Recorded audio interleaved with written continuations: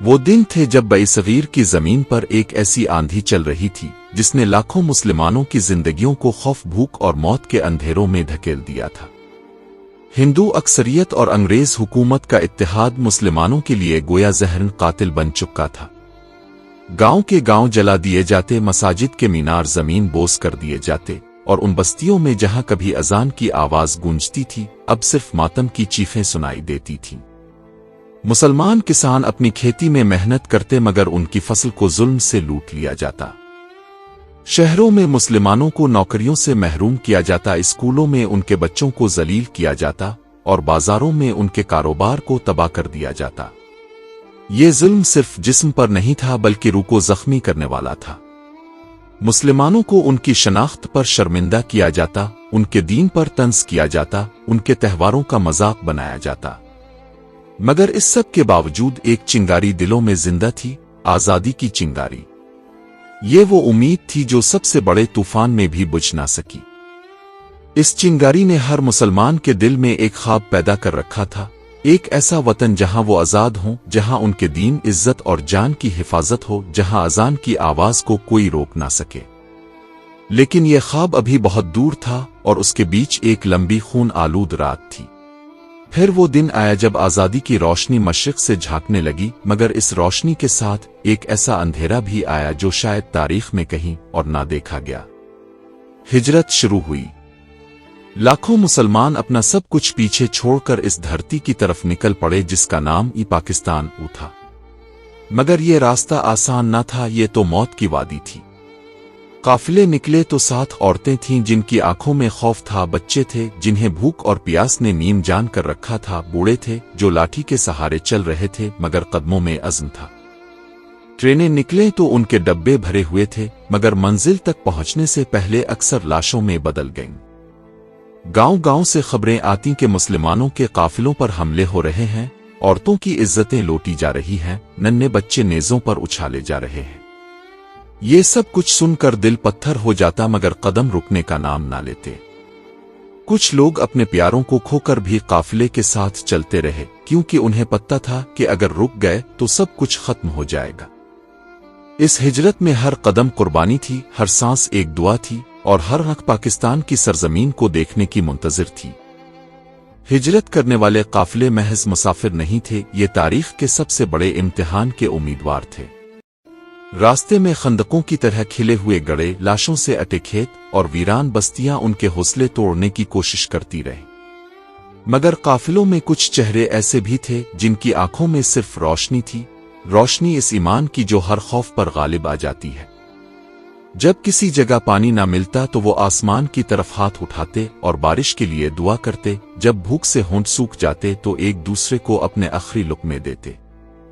کچھ مائیں اپنے بچوں کو بہلاتی کہ بیٹا تھوڑا اور چل لو، سامنے پاکستان ہے جہاں کوئی تمہیں رونے نہیں دے گا۔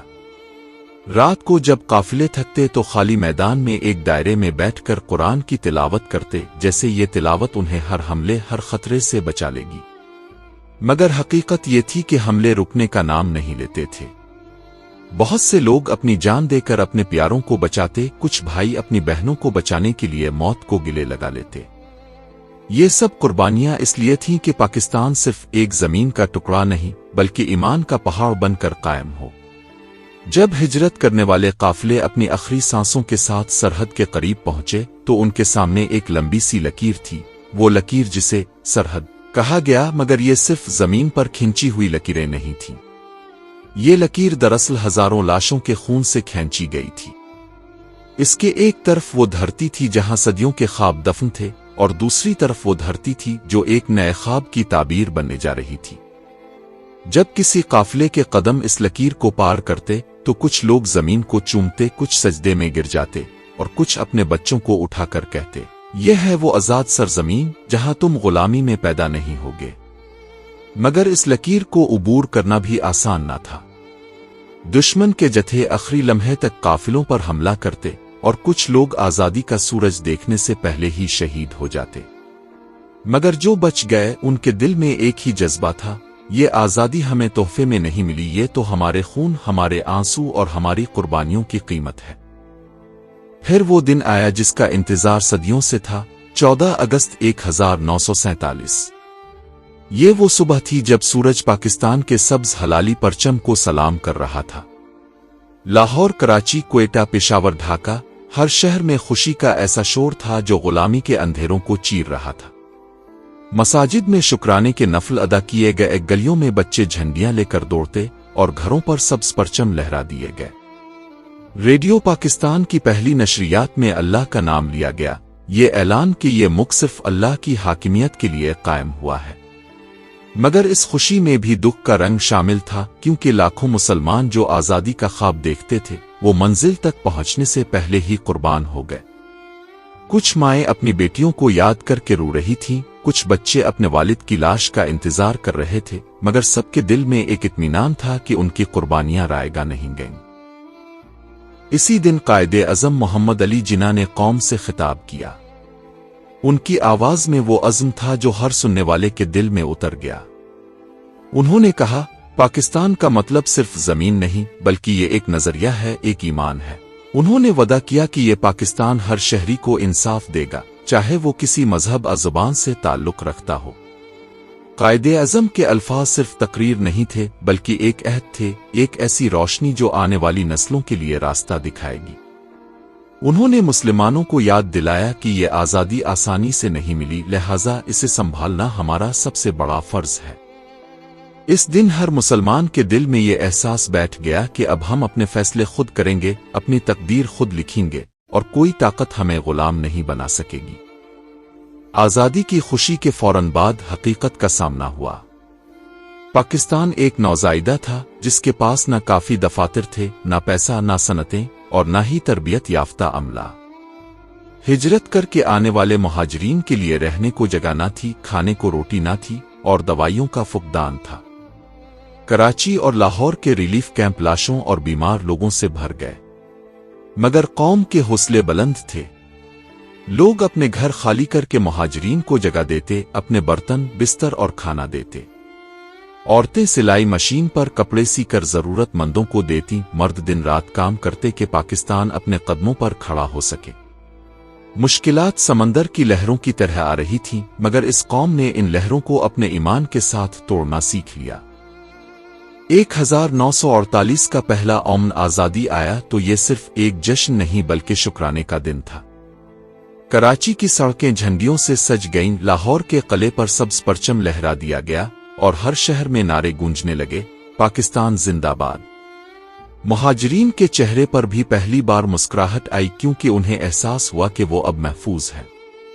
बच्चे स्कूल जाने लगे, बाजारों में रौनक लौटने लगी और मसाजिद में अज़ानें एक नए जोश के साथ बुलंद हुईं। ये वो लम्हा था जब हर शख्स ने महसूस किया कि तमाम कुर्बानियां, तमाम आंसू और तमाम जख्म इस आज़ादी के सामने कुछ भी नहीं। पाकिस्तान बनने के बाद हर दिल में एक नया ख्वाब था, एक ऐसा पाकिस्तान जो दुनिया में इस्लामी उख़्वत, अदल और तरक्की की मिसाल बने। किसान चाहते थे कि उनकी मेहनत का फल उन्हें पूरा मिले, तालिब इल्म चाहते थे कि वो जदीद उलूम हासिल करे, ताजिर चाहते थे कि उनका कारोबार दियानत और अमानत के उसूलों पर चले। सबकी नजरें इस परचम पर थीं जो सिर्फ कपड़े का टुकड़ा नहीं बल्कि लाखों शहीदों की कुर्बानियों का निशान था। लोगों को यकीन था कि हम दुनिया को देखा देंगे कि मुसलमान जब एक हो जाएं तो हर चैलेंज को शिकस्त दे सकते हैं। आज जब हम आज़ादी की सांस ले रहे हैं तो हमें याद रखना चाहिए कि ये आज़ादी हमें तोहफे में नहीं मिली। ये एक अमानत है जो हमें उन शहीदों से मिली है जिन्होंने अपना सब कुछ कुर्बान कर दिया।